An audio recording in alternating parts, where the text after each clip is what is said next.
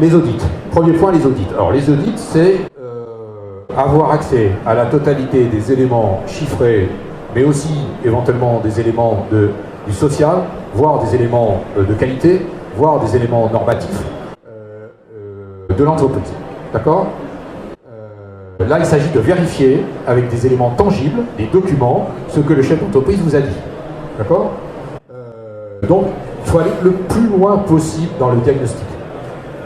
Ça, j'insiste là-dessus. Là aussi, on a du recul. Quand il y a des difficultés post-reprise, on s'aperçoit souvent, un, qu'il y a des problèmes humains, mais deux, on s'aperçoit souvent que c'est des affaires où le repreneur n'est pas allé suffisamment loin dans le diagnostic. Alors, on peut le comprendre, le repreneur, parce que, l'audit, c'est pas gratuit, donc plus vous demandez un audit approfondi, plus ça coûte cher. D'accord ?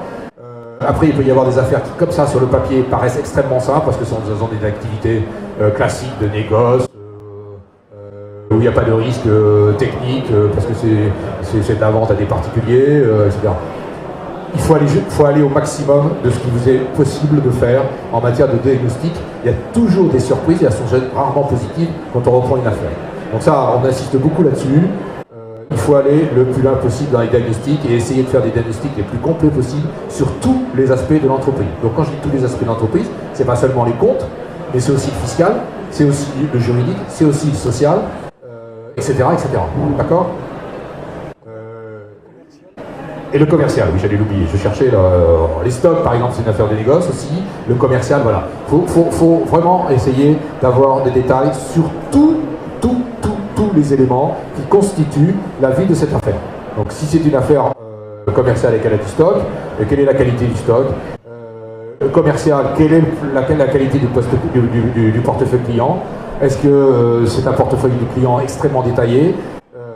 Ou est-ce qu'il y a un client qui fait 60% du chiffre d'affaires ? S'il y a un client qui fait 60% du chiffre d'affaires, c'est un énorme risque. Quelle est la qualité de ce client ? Voilà, d'accord ?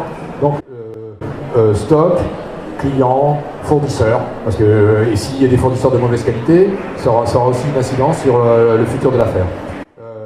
Est-ce que l'entreprise est à jour de sa TVA ? Est-ce qu'elle a fait le nécessaire sur le plan éventuellement des provisions pour retraite, parce qu'il y a peut-être des personnes âgées qui vont partir, auxquelles il faudra verser une somme importante, etc., etc. J'en oublie.